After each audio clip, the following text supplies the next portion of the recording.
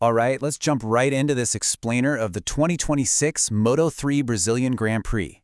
I mean, what a historic weekend, right? World Championship motorcycle racing is finally back on Brazilian soil after 22 long years. If you're into high-stakes motorsport, completely unpredictable track conditions, and literal down-to-the-wire finishes, man, you are going to love this one. Here's our roadmap for today. Number 1, Moto3 qualifying results. Number 2, the first start. Number 3, red flag and restart. Number 4, final race results. And finally, number 5, the updated championship points ranking. Okay, kicking things off with Section 1, Moto3 qualifying results, the setup at Goiânia.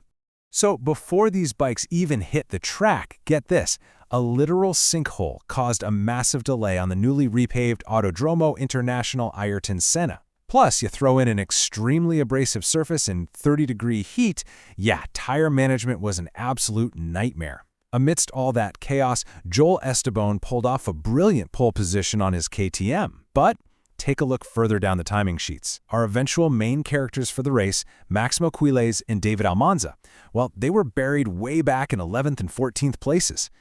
Just picture the grid for a second. You've got these incredible lightweight machines, the KTM RC 250 GPs and Honda NSF 250 RWs, just revving up on that fresh, scorching Brazilian asphalt. The tension is palpable, right? The guys in the mid-pack know they've got a mountain to climb, and they absolutely have to make moves the second those lights go out.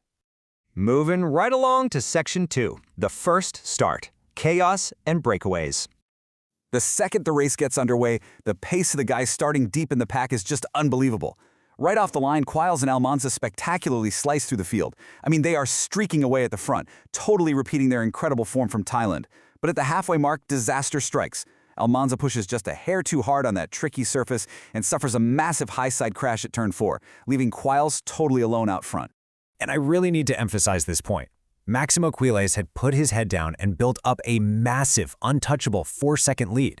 In Moto3, 4 seconds is basically an eternity. He was cruising toward a dominant win, well, right up until lap 15.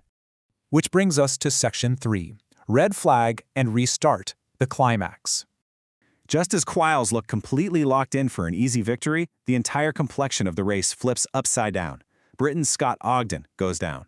Now, thankfully, Ogden was okay, but the tight, short layout of the Goiânia circuit meant the marshals literally did not have time to safely clear a stricken bike before the pack came screaming back around. So, race direction had no choice. Out comes the dreaded red flag. Honestly, this sequence perfectly captures the emotional whiplash of motorsport. The race is stopped, and Quiles' hard-earned 4-second gap, instantly gone, erased. Now, because he was leading at the stoppage, he does inherit pole position for the restart, but instead of a comfortable cruise to the finish, he suddenly has to survive a frantic, chaotic 5-lap shootout against a pack of riders who just got handed a massive second chance. So we get to this breathtaking restart. Quiles bolts immediately from pole, trying to recreate that early magic. But his CF Moto Aspar teammate, the Argentinian teenager Marco Morelli, is on an absolute mission. Morelli really wasn't a major threat earlier on, but he suddenly comes alive. He slices through the pack with pinpoint precision, hunting Quiles down. By the final lap, his front tire is practically glued to Quiles' rear wheel.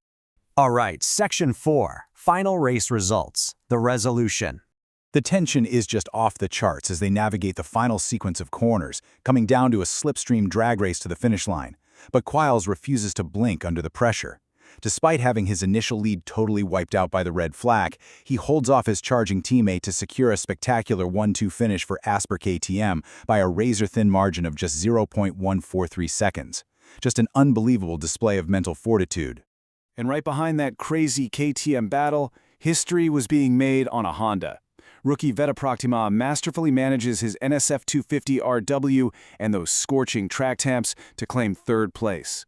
You know what's staggering about this? It is only his second ever Grand Prix, and with this ride, he becomes Indonesia's first ever Grand Prix podium finisher in any World Championship class. What a landmark moment for the sport. Rounding out the final top 5 for this historic sprint, we've got Quiles and Morelli for Aspar, Potama making history, Alvaro Carpe taking a super solid 4th, and Guido Pena in 5th. It's a brilliant mix of experienced, tactical riders and absolute rookies who adapted flawlessly to that chaotic stop-start format. Finally, Section 5, championship points ranking. What you really should take away from all this is how one single chaotic race completely rewrote the narrative of the 2026 title fight. With former championship leader David Almanza scoring exactly 0 points because of his crash, the door just blew wide open. Maximo Quailez catapults straight to the top of the standings with 45 points. Morelli leaps into second with 28, and our rookie sensation Pratama sits in a very impressive third with 27 points.